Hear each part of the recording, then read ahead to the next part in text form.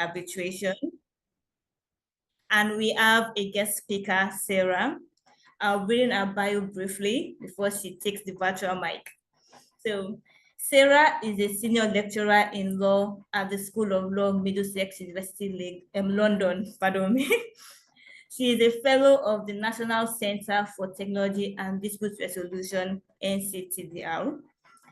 She researches on the impact of automation introduced through new technologies such as blockchain, smart contracts, and artificial intelligence on international commercial arbitration systems.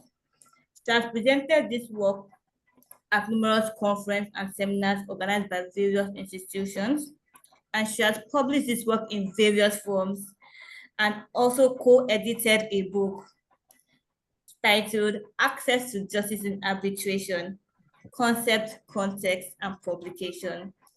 She also sits as a MENA subcommittee member of Greener Arbitration Campaign, where our work consists of working on an analysis of digitization of international arbitration.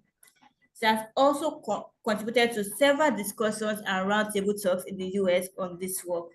So without further ado, I welcome Sara. Sara, the floor is yours. Thank you so much, Olamide, for the very kind introduction. I'm going to start sharing my slides now, and I hope that you can see them. Yes, we can. Yes, perfect. Well, thank you very much for this very kind introduction. Thank you very much, Veronica, for the invitation into ODR Africa Network. So I'm very grateful to be here. And today I'm going to talk about the delegation of justice to AI and international arbitration. Obviously, this has evoked a lot of interest. AI, I mean, automation, I know, blockchain technology and all of these things. We keep hearing about them. They're quite trendy topics, aren't they? But I don't think that it's quite clear how they apply in the context of dispute resolution, arbitration, at least not in specific contexts, not with specific examples. And actually, more widely, the law surrounding the application of AI, for example, or automation in decision-making in dispute resolution, more particularly in international commercial arbitration, is not entirely clear. So hopefully I'll provide you with a snapshot of a clarification of what the legal position of the current legal framework on international commercial arbitration is on this topic. And I will also delve into the more specific issue of the delegation of justice to AI and whether the use of AI by the arbitrators in the decision-making process in international commercial arbitration would amount to a delegation of justice or not from a legal perspective. So this is what I'm going to focus on today, and hopefully I'll take you through this journey. So I just wanted to ask, do I have around 25 minutes or so to speak? Yeah. Okay. Oh, yes, Sara. We usually have about an hour, so you can actually do like 40 minutes. 40 minutes. Okay. Awesome. And then we can then have questions and interactions after. And please put your questions in the chat box, anyone who has questions, so that we can, except if you want people to interject you as we go along, whatever it is. Yeah, I'm happy to do that actually. Okay, so if we see questions and we think it's apt for you to address them at that point, we can just put a pause and then move on. Yeah, I'd love that. Thank you, Veronica. Thank you. So in terms of practice, I remember, so this is based on a book chapter I've just submitted, thankfully, after being chased for it for a very long time. One of the first things that really occurred to me was trying to understand how AI was actually being used in practice. And if you actually search, if you just like base it on theoretical research by, I don't know, searching the net, for example, or reading scientific papers or legal papers on this or blog posts, you would find examples of how this is being used in practice, but it's not very clear because the whole global picture of how AI is actually being used in arbitration practice, I think, is becoming clearer now. I remember when I first started working on this, it was July last year, 2024. No, May 2024. Um, there were just a few blog posts and reports stating how AI was starting to be used in practice in arbitration, but there was not much on how exactly it is being used. So, for example, there were surveys where, so conducted by law firms, where the surveyed parties, individuals, arbitration practitioners, etc., were asked to mention how they were using AI in practice. So even arbitral organizations, whether they were arbitral institutions or the Chartered Institute of Arbitrators, for example, they were not necessarily clear and certain of how AI was actually being used in practice at a global level. So obviously in practice, if you work within a law firm, you would know that, I know, you might use it for search tools, or I know as an arbitrator, you might know that arbitrator selection might be done by using specific AI tools, etc. But there was no clear idea of how exactly AI as a system, or as a tool, actually, I would say it's a tool rather, is actually adopted in practice for arbitration practice. Anyway, 1 year forward, fast forward, I did my research, I've spoken to lots of people, and I sort of made up an idea, and we actually are seeing lots of it being implemented in practice as well, as to how AI is actually being adopted. So you might have guessed it, AI is not necessarily something that is being adopted for decision making per se in arbitration specifically. It might be adopted, I think it has been adopted for, for example, ODR systems. We've had, examples across the years. But for fully fledged, international commercial arbitration practice, we don't use, or there have been no specific cases where AI has been used for the specific purpose of decision making. So, as to clarify that. So, what is AI currently used for in arbitration practice? So, if you look at how it has been adopted by arbitral institutions and arbitrators, specifically.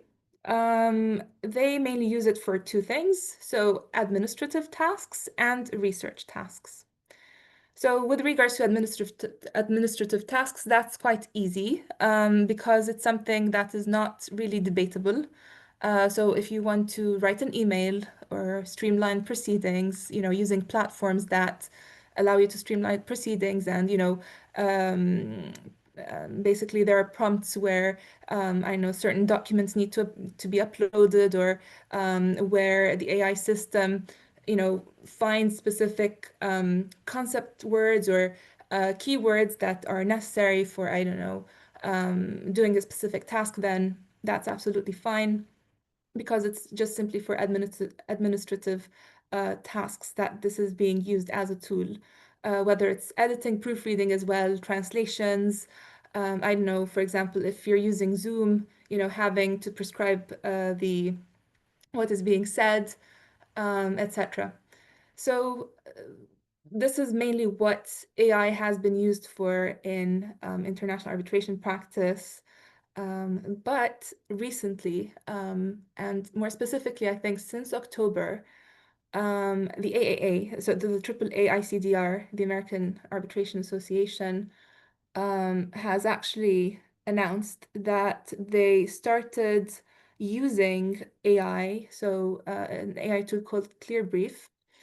At least it's a system that ClearBrief has developed for the drafting of arbitral awards. So essentially, arbitrators who are arbitrating under the AAA ICDR rules are now basically given the option. I'm not sure to what extent it's something that is that they need to comply with, but they're given the option to use these tools in order to draft the arbitral awards. And I did look into how this functions as a system, and essentially it helps the arbitrator reference specific things, or it helps the arbitrator with finding references and citations to different documents relating to the case. So, for example, whether it's references to pieces of evidence relating to the case, or pieces of or segments of case law that could be interesting or necessary for the interpretation of the facts, etc. But this is, I would say, it falls between an administrative task and a research task, using basically AI for drafting an arbitral award. But in the sense that the AAA ICTR have so far talked about it, I find that it's more relevant to place it as an administrative task, where AI basically is being used for that specific administrative task. So AI has also, and arbitral institutions and arbitrators have also announced recently, I'll give you different examples, that essentially they started using AI for research tasks. And that includes, and I think lawyers might be familiar with this, because it's simply, for example, I know like LexisNexis, for example, they have developed, an AI platform, which is basically an improved platform or tool that is used for legal research. So it's nothing that's, I would say, innovative. It's just that it includes more automation. So it's not that shocking to use it for research tasks. So I know finding case law, finding different articles or different material that could be useful for trying to understand what the applicable law to the cases, etc. But also, interestingly, and arbitral institutions have been quite actually increasingly vocal about it. Specifically, I can think of the SCC, so the Stockholm Chamber of Commerce, the arbitral institution. Basically, they have stated through their most recent guide on the use of AI in international arbitration that AI has been used by arbitral institutions, amongst other institutions in arbitration practice, for processing evidence. And actually, they're not the only ones, because I'll talk to you about the different guidelines that have come out by different arbitral institutions and other arbitral organizations on the use of AI in international arbitration. And the use of AI tools for processing evidence is actually permitted, but it's also placed as being quite, I wouldn't say a risk-based use of AI, but it does impose more transparency on the arbitrators to essentially, so it's an obligation of transparency that is placed on the arbitrators to inform the parties about the fact that they're using AI for processing evidence. So it just shows that, because that's quite important. It does have an impact over due process and the way that I would say the decision-making process could flow. Yeah. So this is where the interesting part is. Basically, processing evidence, so using AI as a tool for processing evidence, is an example of how AI is not being used for decision-making per se in international arbitration, but it is having an impact over the decision-making process, which is basically what the focus of today's presentation is going to be on. And this is just an example. You'll see as I actually go along that, for example, the EU AI Act has placed certain uses of AI by arbitrators as high risk, even though they are not usually, or not if they didn't adopt AI directly for making a decision, but certain uses that basically include the interpretation of facts and the interpretation of the law. So using AI for carrying out these tasks according to the EU AI Act, this could have an impact, an important impact over the decision of the arbitrators. So you can see how this could eventually lead maybe to the delegation of justice to these AI tools, even if we didn't have direct AI-driven arbitration. But I'll come back later to this point, as I said, as I progress through this presentation. So other research tasks that AI tools have been used for in international arbitration include obviously analysis of case data, as I was telling you, the drafting of briefs and awards, etc., and arbitrator appointments. But yeah, certain of these research tasks are actually posing more controversy, I would say, with regards to whether this is leading to a delegation of justice to AI tools in international arbitration. And as I promised you at the beginning of this presentation, the idea is to understand what the stance of the law is on this matter in order to know to what extent arbitrators are actually reaching the law when using AI tools, such as for case analysis to interpret facts, for example. To what extent are they breaching the law? Is there a law that, states that you should not delegate the decision-making to AI tools? Is there anything, that is that specific, that direct? Is there anything in the law that impliedly basically imposes against that? So these are the questions that really are arising. And this is, as I said, what I'm going to tackle through the presentation of the current legal developments on this matter in this presentation. So in practice, actually, as I was telling you, we haven't seen any implementation, at least not in mainstream arbitration, of machine-based decision-making, that is fully fledged, that has no imposition of the intervention of a human or human discernment in making the judgment or the final decision. So we know so far, as I said previously from the previous slide, that certain tasks, such as using AI tools for the interpretation of evidence or for drafting arbitral awards or briefs, or for case analysis, has started to be, implemented in practice. We do have an interesting case example, though.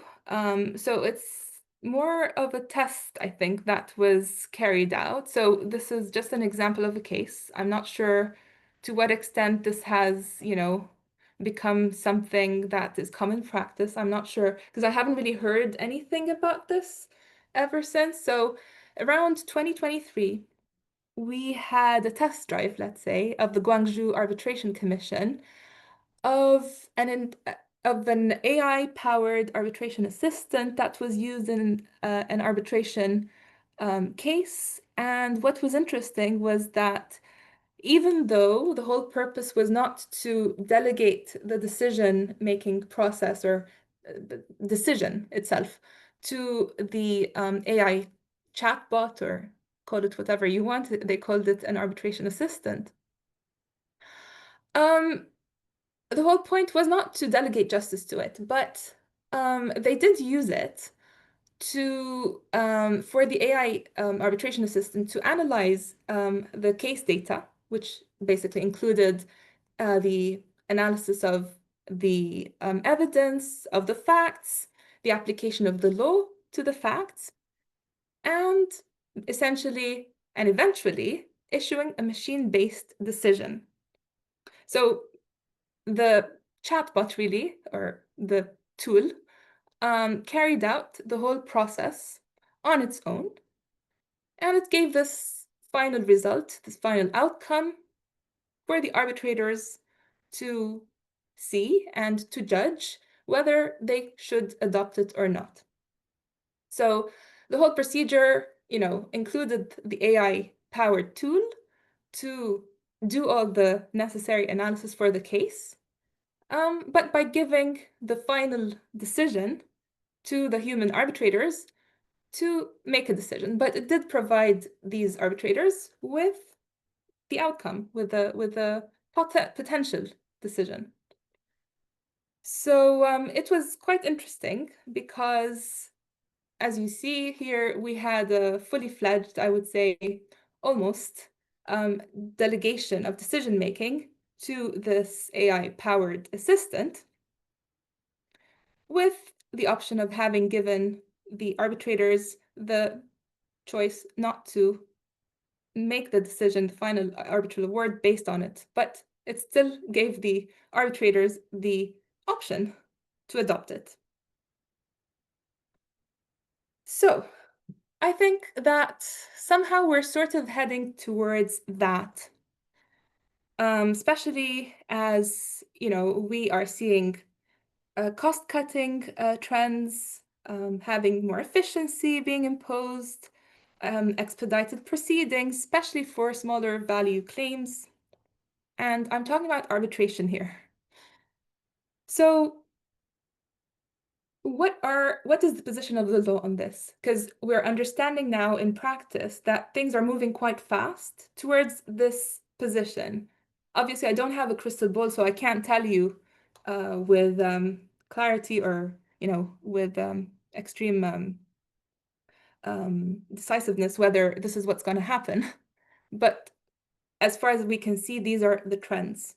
So perhaps this is the position, or this is the trend that we're moving to, or this is the position that we're moving towards, basically, where AI, like in the Guangzhou Arbitration Commission example case, where AI can actually be used to give an answer or to give an outcome that could be potentially, used by the arbitrators eventually to make the decision. Now, what's interesting is that there were a few guidelines that came out this year, since last year actually. So the first ones to come out were the National Center for Technology and Dispute Resolution, ICODER, ODR standards. They have been with us for quite some time. So I would say that they were the trailblazers. But for arbitration more specifically, we've seen the SBAM guidelines come out last year in April 2024. So the Silicon Valley Arbitration Mediation Center guidelines on the use of artificial intelligence in arbitration came out in April last year. And ever since, we've also seen the publication of several other guidelines, such as the Stockholm Chamber of Commerce ones I was talking to you about. So the SEC Guide to the Use of Artificial Intelligence in Cases Administered by the SEC Rules, the CARB Guideline on the Use of AI in Arbitration, so the Chartered Institute of Arbitrators, and the AAA ICDR Guidance on Arbitrators' Use of AI Tools, which is basically American Arbitration Association guidance on the use of AI tools by arbitrators. So these are actually very new. The SC Guide came out in October, but the CRB guideline and the AAA guidance on arbitrators' use of AI tools actually came out in March and April, respectively, of this year, of 2025. So really new. And interesting to note what these different guidelines or guidances actually impose. So there are quite a few similarities actually between them. So I identified basically that they all cover the same, I would say, rules or guidelines. And I'll tell you what they are on the use of AI in international commercial arbitration with regards to the use of arbitrators of AI in decision-making, or the decision-making process, rather. So all of the guidelines that are before you on this screen essentially do not allow for the delegation of justice to AI tools. And they're quite explicit in that, in the sense that they do expressly mention very clearly that this should not be done, that arbitrators should maintain their discernment, and that they should make the final decision that will be part of the arbitral award. However, they can still use AI for specific purposes as long as it doesn't affect their decision-making mandate. So they're guidelines, they're not laws, they're not, something that is imposed, they're soft law. But it's quite interesting to note that they do also comply with the law. I'll talk to you about it later. So that's the first thing to note. They all mention that decision-making should not be delegated to AI tools by arbitrators, and that arbitrators are still allowed to use AI tools for specific purposes which don't impede on their final judgment for the decision, for the arbitral award. So in doing so, essentially, arbitrators, if they are to use AI tools for, research purposes, for example, such as case analysis, they're allowed to do that under these specific guidelines, although some are a bit more reserved with regards to specific uses of AI tools for processing evidence or, for example, case analysis. But they all share the fact that there should be independent checks that are conducted by the arbitrators when using AI tools for various tasks in the decision-making process. And this would come under the accountability of the arbitrator when conducting their mandate, essentially. So the third thing that is common amongst all of these guidelines is the fact that arbitrators, when using AI tools, should maintain fairness and due process standards with regards to, obviously, informing the parties, being transparent on the extent to which AI has been used, as long as it is obviously allowed for arbitrators to use it within the bounds of those potential uses of AI tools. So there are certain requirements that, arbitrators need to maintain in order to inform the parties about the specific uses of AI, how it has been used, in order to, give the parties the opportunity to perhaps voice their opinions against that use, or perhaps to protect their right to be heard, for them to perhaps, give their opinion on, how the evidence was processed, or how there was a problem with regards to, how the case was interpreted. So yeah, protecting the party's right to be heard, and obviously to comply with the parties' expectations, because at the end of the day, the parties have elected to go to arbitration in order to have a human arbitrator, and essentially the arbitrator, by delegating their decision-making mandate to an AI tool, would obviously go against what the parties had in terms of their expectations. And that feeds into the applicable law. So, everyone here knows that, one of the few or the only arbitration instrument that is considered to be hard law, at least in the context of international commercial arbitration. For international commercial arbitration, again, not, all aspects of arbitration, but we have the New York Convention. And it was promulgated in 1958. So there are many gaps in the New York Convention. And obviously one of them is to have a clear idea on whether arbitrators are allowed to use AI tools or not, right, in the decision-making process. But what is interesting is that the guidelines that I've just talked about all comply somehow with the New York Convention, even if the New York Convention does not have a clear-cut picture or legal framework, let's say, on this matter. And I'll tell you how. So Articles 5.1b and 5.1d of the New York Convention both refer to the appointment of arbitrators and the composition of the arbitral tribunal. And they do place the importance of somehow the decision-making process on these arbitrators and the arbitrator's mandate. So if you have a literal reading of the New York Convention, you would understand that eventually arbitrators should abide by their mandate, which is basically their appointment to act as arbitrator, to essentially make a judgment for this or for the specific case that they were appointed to, and obviously also comply with certain standards such as due process, which is basically mentioned in the preamble of the New York Convention as a standard. So maintaining due process, fairness, etc., as an arbitrator when making an arbitral decision obviously feeds into the arbitrator's liability as part of their mandate as well.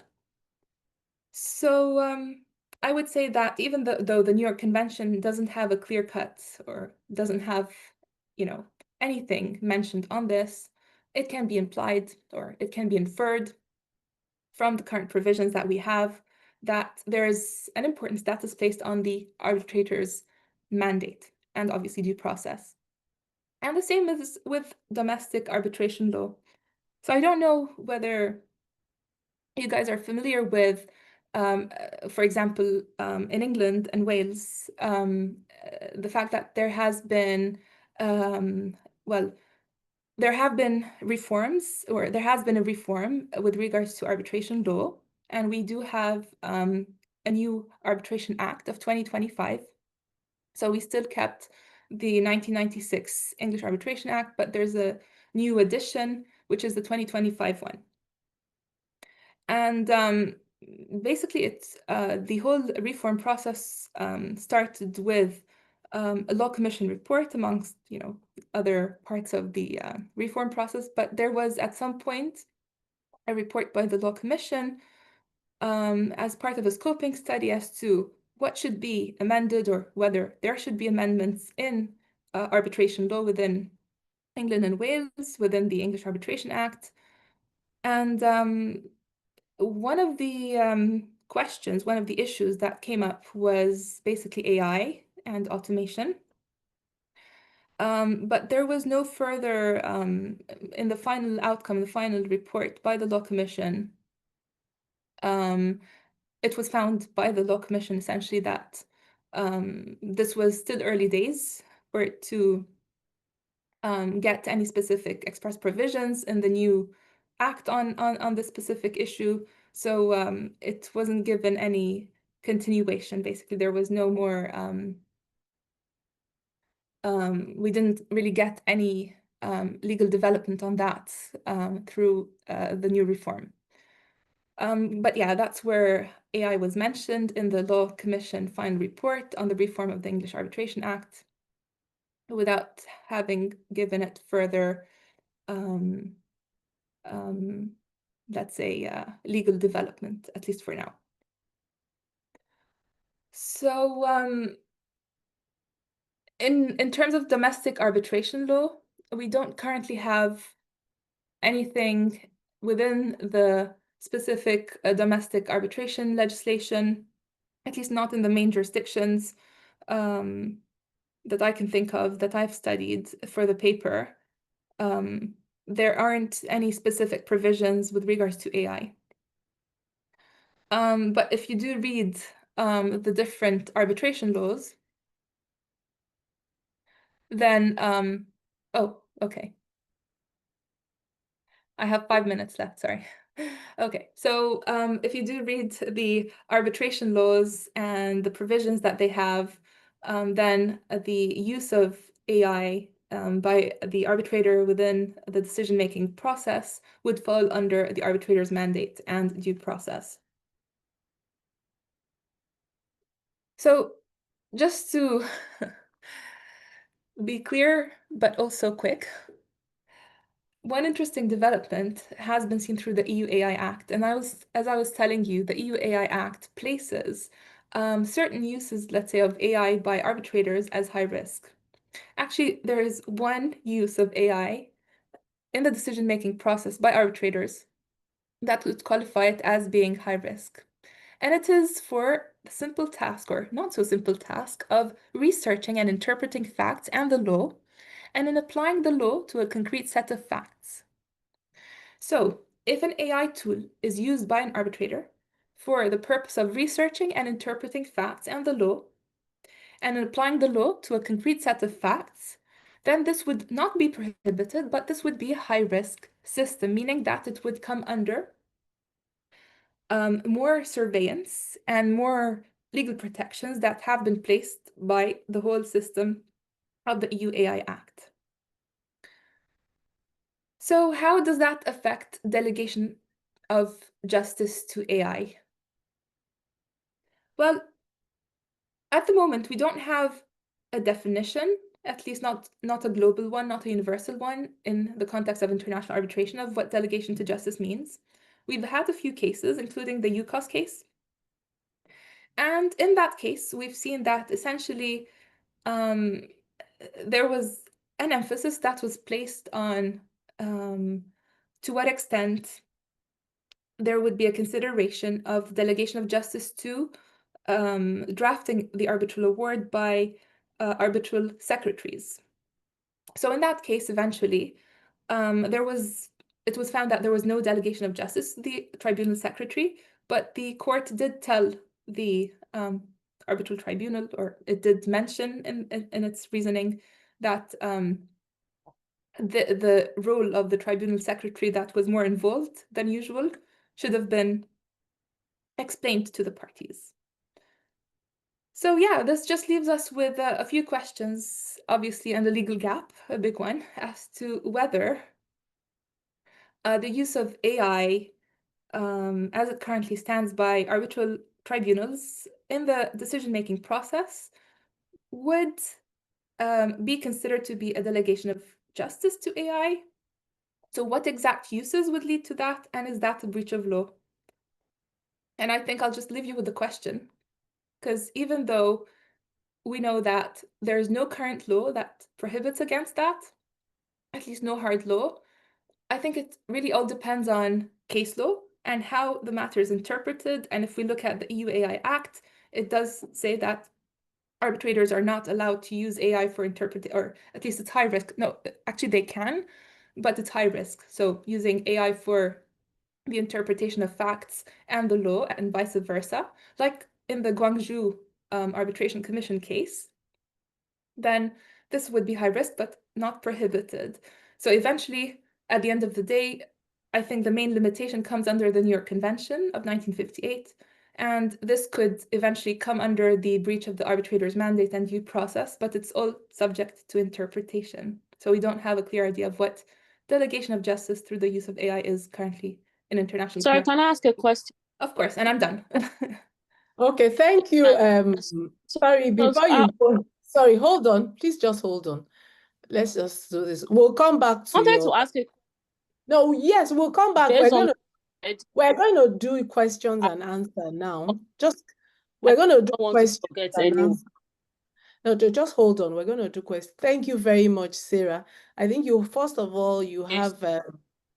We'll allow Christabel go ahead, but you already have a question in the chat box, and then I just wanted us to also take it from where you left to have a more robust decision, because you've told us that yes, there's currently no law prohibiting against the use of AI in arbitration, even though the guidelines are there. And I'm sure we all know that guidelines, just as you said, are soft laws, and it's really not about the law.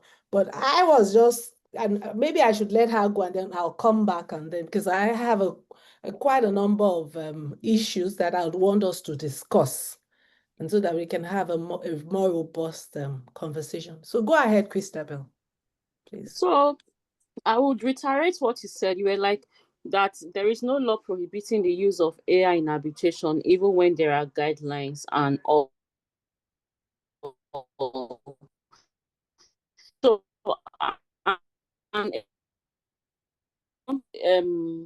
can AI be of help? Or rather, no, let me put it this way. So in what way can AI help reduce the human bias or the in arbitration process? And how can we ensure that this AI itself remains unbiased? Because Thank you're you. saying that the final decision still remains in the hands of the arbitrator. So now, in what way can AI now help to reduce the human bias of these arbitrators in arbitral proceedings? And how can we ensure that AI itself it remains unbiased? Thank you, Christabel. Actually, your question goes to the core of the issue itself on the use of AI tool of the use of AI as a tool in itself, right?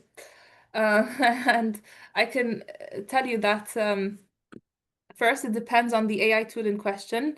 Second, there's no guarantee at all. I can provide you with that answer for sure. And third, obviously, and I'll delve into more detail now.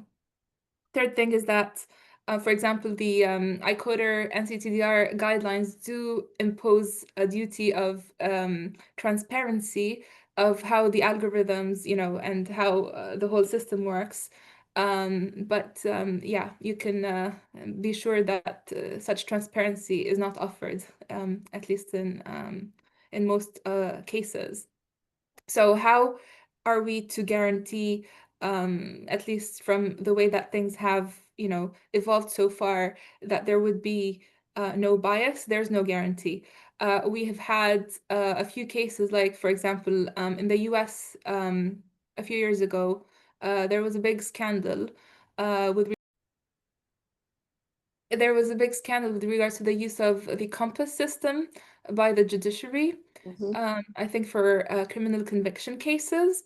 And it eventually transpired that this system was heavily biased, and lots of the decisions that were made that, helped, let's say, the judges make the convictions actually were based on biased data. So yeah, the outcomes were quite distorted. Now, we've come a long way since then. And it really depends on many things, including the training data, etc. And it has its limitations. Now, there have also been studies where, it has been shown that actually, so what's the difference between AI, tool and human arbitrator or judge when it comes to bias? Some studies have shown that actually you have more accurate results through the use of AI systems for processing information. It's quicker, so it actually gives you more efficient results that are more correct, but also less biased. So it really depends on how what training data was used, on how the system works, how it functions, etc. Is there a guarantee? No. Thank you, Sarah. And that just takes me back to what Ben, who is also a fellow of the Institute, always says about technology. Sometimes we call ODR technology because really it's only that the data that it is that it's based on that determines the outcome. It's garbage in, garbage out. And I just wanted you to briefly talk about, well, this is just asking for your views. People say, well, technology will replace the arbitrator or the third party neutral. From your research, do you think these fears are real, or they're just fears that are far-fetched? And of course, based on the rapid development in AI, because it seems like, and you heard Richard Susskind at the last ODR conference, what he said, it looked to him like things are developing so fast, even much more than anyone could have anticipated. From that perspective, what would be your view on this, please? So I know that's a very good question, Monica, because as you know, um, so I'll tell you how I see this, and I'll tell you my final answer.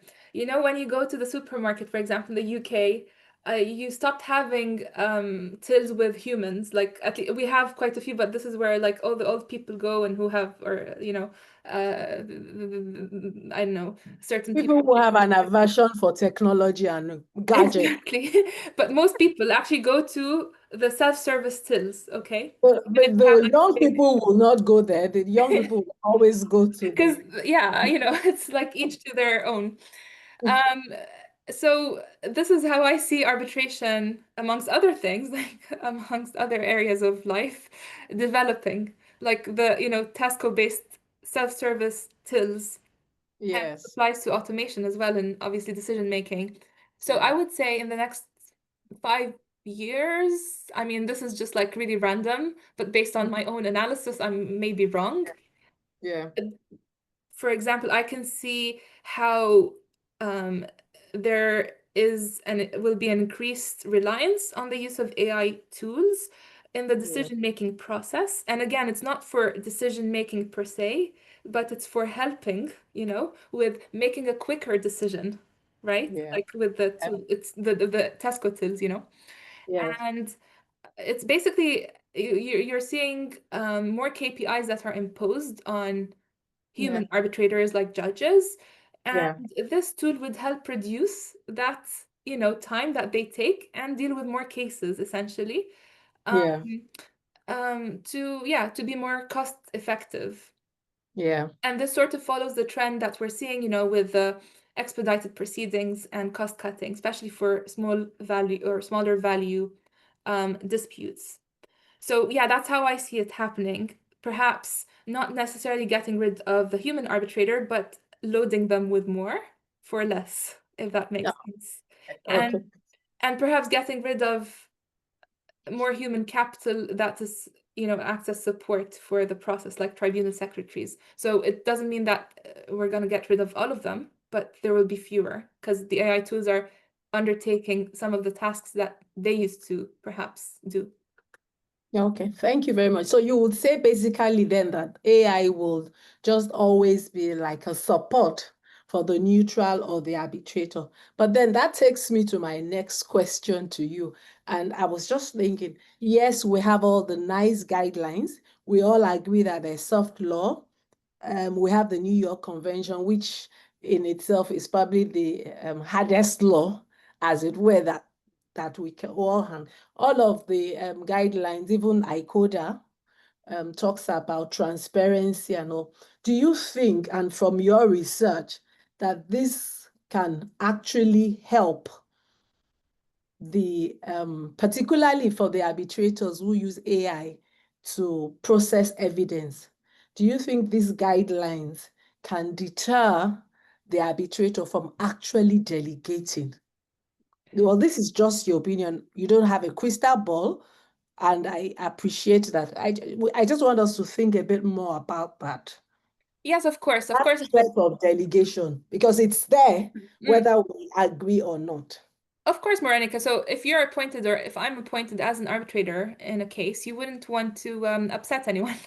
So you wouldn't go against the guidelines, right? So even if I know you're doing IC arbitration and the IC, for example, didn't really, publish anything with regards to the use of AI in arbitration, most probably it will follow the same guidelines as, the guidelines that were already published. Yeah. So you actually would be mindful of that. It's just like with impartiality and independence, we don't have specific, like, we have the IBA guidelines, right, on conflicts of interest, but we don't have anything specific. But everyone's like very careful with regards to not breaching any of the guidelines, right? Because this means that you'll be in trouble. So I would say this is the same. It's really, you might have, and in the rare cases where the arbitrators might not necessarily know or abide by these guidelines. But yeah, no, it definitely raises more awareness, first of all, as you said, and more reticence to just do whatever they want. Okay. So from your research and from all of the researches you probably looked at, do you think arbitrators are well equipped and that they actually have the requisite knowledge to understand expectations from them on how they can use technology? Well, so now I'm looking at the standards. So they themselves need to understand and be educated before they know where to draw the line or how far they can go with technology, so that we don't have a situation. She asked something about bias. So they themselves are not biased based on the technology that is provided them, which can actually mislead them, as it were. But do you, from the research, maybe from all the law firms and all of that, what is the general feedback from the field in international arbitration, at least? I think that maybe arbitrators who are very active Yeah. might be aware of some of the things because, you know, they might have had to educate themselves on this. And I feel like increasingly arbitral institutions are doing this, but I think it's necessary to do it more heavily and more globally as well. Because even though, you know, some arbitrators and some arbitral institutions might, you know, or some practitioners have a better idea about what to do and what not to do, I would say that the majority of perhaps practitioners and arbitrators are not necessarily aware of these specific requirements. Because as an arbitration academic, before I read these guidelines and before I wrote this paper, I was not familiar with any of this. Because if you read like bits and pieces of like different blog posts and you know different papers that have been published so far on this, you don't get a clear picture yet, which means that this shows that there's no clarity globally on this. So it's not enough just for Singapore, Silicon Valley, ICODA, everyone is pushing out guidelines, but there needs to be a bit more education by these institutions about these guidelines, because it's nice to have guidelines and post them on your website or tell the parties that you're going to be regulated by these guidelines, but not internalizing them, because that would definitely have an impact on your output as an arbitrator. And actually, one thing that you that is interesting that comes out of what you've just mentioned, Moranica, is that when I first started writing the paper, I was really having difficulties, and actually the editors were very helpful in this. I was having difficulty trying to understand what administrative tasks and what research tasks you could use or not use AI for. And it actually became more clear as I developed my paper this year because more resources started coming out on this. But even so, even with the current resources, even with the current guidelines, we don't have a very, because I think people don't know, even the people who develop these guidelines, you know, the practitioners that develop these guidelines or guidances, they themselves don't know to what extent or how, what exact uses, for example, research uses of AI or using AI for research tasks would amount to, you know, delegation of justice or would lead to, so it's something very specific, you know, and I would think it would just come out with practice. I think like the more it's, you know, we see it being applied in practice, the more we see what the issues are, and this is how we'll understand what needs to be done. Yeah. Okay, thank you very much. So, do you have any more questions? This has been really educating for me, and it just reinforces some of the issues that we've been raising, even at ICODA, in the past years. So it's been really. Allow me, do we have any more questions in the chat box? I don't seem to see any. No, ma, we don't. Okay, so I think at this point, we're going to have our 1 hour is almost done.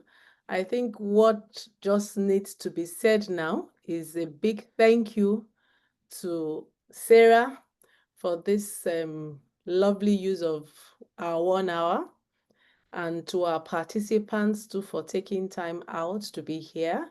We do not take it for granted that you decided to join us for this 1 hour. I have learned, and I hope that each one of you have been impacted positively by Sarah's presentation. I have been, and Sarah, thank you so much for agreeing to join us, and do enjoy the rest of your day. Thank you so much, Veronica. It has been a pleasure and an honor. And thank you everyone for having attended this session. It was lovely seeing you. Take care. Bye. Bye-bye. Okay then. Bye everyone.